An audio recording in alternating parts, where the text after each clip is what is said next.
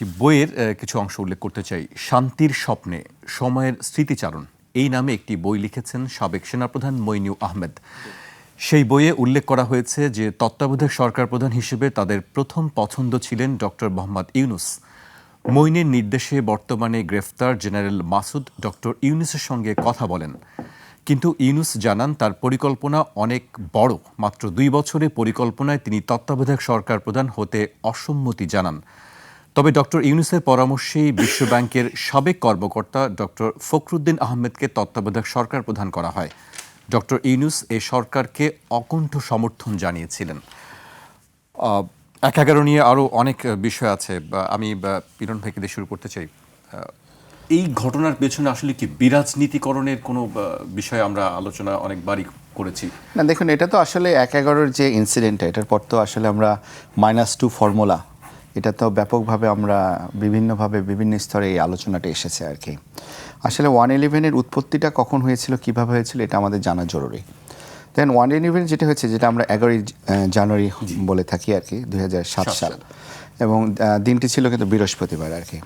তো এখানে আমরা দেখেছিলাম যে 3 বাহিনীর প্রধান, বিডিআরের প্রধান, তারা সবাই মিলে তৎকালীন যে প্রেসিডেন্ট ছিল ইয়াজউদ্দিন সাহেবের সাথে দেখা করলেন, এবং দেখা করার পরবর্তীতে কিন্তু ওই দিন আপনার সন্ধ্যাবেলার দিকে আর কি জরুরি অবস্থা জারি করা হলো।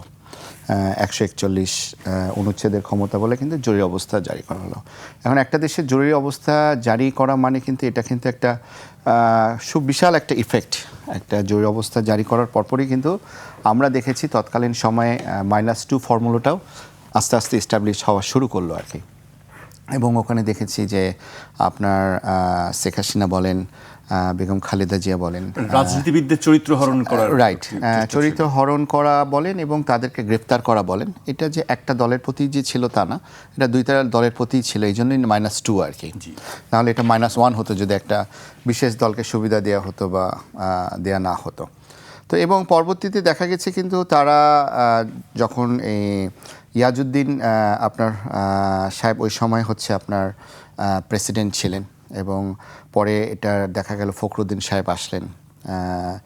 ফখরুদ্দিন সাহেব আসলেও কিন্তু এটা সেনা সমর্থিত একটা তত্ত্বাবধায়ক সরকারের একটা প্রণালী বলা হয়ে থাকে, কারণ এখানে কিন্তু মইনু আহমেদের ওই সময় ব্যাপক একটা ভূমিকা ছিল আর কি। যদিও এখানে আমরা দেখেছি যে তার বইতে তিনি সেটাই লিখেছেন যে তিনি কাকে প্রধান করার প্রস্তাব দিয়েছিলেন, ডক্টর মোহাম্মদ ইউনূসের কাছে গিয়েছিলেন, সবকিছু তিনি, এবং ওখানে কি আলোচনা করেছিলেন এটাও উনি বইয়ে লিখেছেন। এখন ভিতরে এক্স্যাক্ট কি আলোচনা হয়েছে আমরা তো আর বলতে পারবো না, বাট তার বই অনুসারে উনি যে আলোচনা করেছিলেন সেটা হয়েছে যে সেনাবাহিনীরা যে শান্তি মিশনে আছে, এটার একটা নেগেটিভ ইফেক্ট পড়তে যাচ্ছে বর্তমানে দেশের যে রাজনৈতিক অবস্থা, এই অবস্থার পরিপ্রেক্ষিতে যেহেতু এই ধরনের একটা ইফেক্ট পড়তে পারে, সেক্ষেত্রে জরুরি অবস্থাটা দেয়া জরুরি। এই ধরনের কিছু কথাবার্তা কিন্তু ওনার বইয়ে এসেছে আর কি। কিন্তু আমরা যদি আরেকটু ব্যাকে যাই আর কি, আমরা দেখেছি যে আসলে বিএনপি জামাত জোটের ওই সময় তৎকালীন যে গভর্নমেন্ট ছিল, এই গভর্নমেন্টের মেয়াদটা কিন্তু আপনার 28শে নভেম্বর 2006 শেষ হলো। এবং এই 28শে নভেম্বর 2006 শেষ হওয়ার আগেও কিন্তু রাজনৈতিক বেশ কিছু উত্তপ্ত ছিল ওই সময়। আমরা দেখেছিলাম লাঠি বইটা সমাবেশ হয়েছিল, লগি বইটা বৈঠক হয়ে সমাবেশ হয়েছিল 28শে অক্টোবরের দিকে, অনেকে মারা গেছিল। সো এই সকল ইনসিডেন্ট কিন্তু কন্টিনিউয়াস ঘটতে থাকলো আর কি, এবং কন্টিনিউয়াস ঘটতে থাকারই কিন্তু এক পর্যায়ে কিন্তু ইলেকশনও কিন্তু ডিক্লারেশন দেওয়া হয়েছিল, যে নবম জাতীয় ইলেকশন কিন্তু ওই সময় ডিক্লারেশন দেওয়া হয়েছিল যে 22শে জানুয়ারি হবে 2007-এ। তো তার আগেই আর কি এই 11ই জানুয়ারি আসলো আর কি, 111 যেটা পরিচিত আমরা।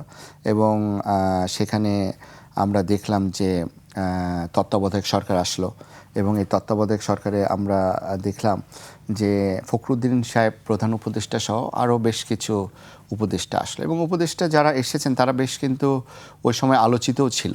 যেমন আমরা আকবর আলী খান সাহেবের নাম জানি, হাসান আরিফ সাহেব একজন স্বনামধন্য অ্যাডভোকেট ছিলেন, আইনজীবী ছিলেন, উনিও এই তত্ত্বাবধায়ক সরকারের আপনার উপদেষ্টা মণ্ডলীর সদস্য ছিলেন। আপনার রাশেদা কে চৌধুরী, সুলতানা কামাল, ওনারা কিন্তু ছিলেন। এবং ওনারা প্রায় 2 বছর কিন্তু বলতে গেলে এটাকে রান করেছিল এবং লাস্টের দিকে আসলে একটা হচপচ একটা অবস্থা হয়ে গেছিল, মানে আমরা দেখেছিলাম আর কি, মানে এত গণহারে গ্রেফতার হচ্ছিল এবং আসলে একটা জরুরি অবস্থা তো এতদিন চলতে পারে না। জি মিলন ভাই, আমার প্রশ্ন যেটি অনেকেরই আর প্রশ্ন, আসলে কি শুধুমাত্র কি রাজনৈতিক বিরোধের কারণে, দুই প্রধান রাজনৈতিক বিরোধের কারণে কি আসলে ১১-এর উৎপত্তি হয়েছিল, নাকি আসলে এটি আরো অনেক পেছনে এটির ষড়যন্ত্র বা যেটাই বলি? দেখেন, এটা তো অনেকে অনেকভাবে বলবে আর কি, ঠিক আছে, কিন্তু আসলে ওই সময় হয়তোবা ইন্টেনশনটা ছিল একরকম, হয়তোবা পরবর্তীতে ইন্টেনশনটার বজায় রাখতে পারেনি, হয়তোবা দেশটা একটা স্থিতিশীল অবস্থায় যেন আসে এবং স্থিতিশীল অবস্থায় থাকার পরে একটা ইলেকশন জানি দেওয়া যায়, এরকম একটা হয়তোবা উদ্দেশ্য ছিল। কিন্তু আসার পর যে -2 ফর্মুলা শুরু হলো, এটা আসলে বাংলাদেশের জনগণ কিন্তু মেনে নিতে পারেনি আর কি। এটা রাজনীতিবিদরা বলেন, সাধারণ জনগণরা বলেন, তারা কিন্তু এটা আলটিমেটলি মেনে নিতে পারেনি এবং পরবর্তীতে কিন্তু আলটিমেটলি তারা একসময় সরে যেতে বাধ্য হলো এবং ইলেকশন ডিক্লেয়ার করলো এবং পরবর্তীতে আমরা দেখেছি যে এই নবম জাতীয় ইলেকশনটা আপনার 29শে ডিসেম্বর 2008 সালের দিকে পরবর্তীতে হলো আর কি। মানে সুশীল সমাজের কাছে ক্ষমতায় চলে যায়। আমি আপনার কাছে জি আবার আসবো। আমি আরেকটা বলি যে এটার একটা হিউজ নেগেটিভ ইফেক্ট ছিল কি, যে আপনার যখন জরুরি ক্ষমতা মানে জরুরি একটা অবস্থা জারি করা হয়, এটা তো আসলে সংবিধান মোতাবেক করা হয়েছিল 141 অনুচ্ছেদে, তখন কিন্তু বাংলাদেশের মানুষরা তাদের যে ফান্ডামেন্টাল রাইটস, এই রাইটসের জন্য কিন্তু আপনারা কোর্টেও কোনো মামলা করতে পারে না।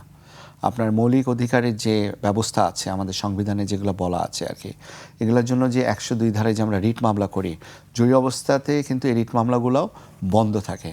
তো এগুলো নিয়ে কিন্তু অনেক ধরনের কথাবার্তা হচ্ছিল, সুশীল সমাজ বলেন, রাজনৈতিক অ্যাঙ্গেলে বলেন, সবাই কিন্তু এটা নিয়ে অনেক ধরনের নেগেটিভিটিটা কিন্তু আরও ছড়াই যাচ্ছিল। আলটিমেটলি তারা কিন্তু ইলেকশনটা দিতে বাধ্যই হলো আর কি।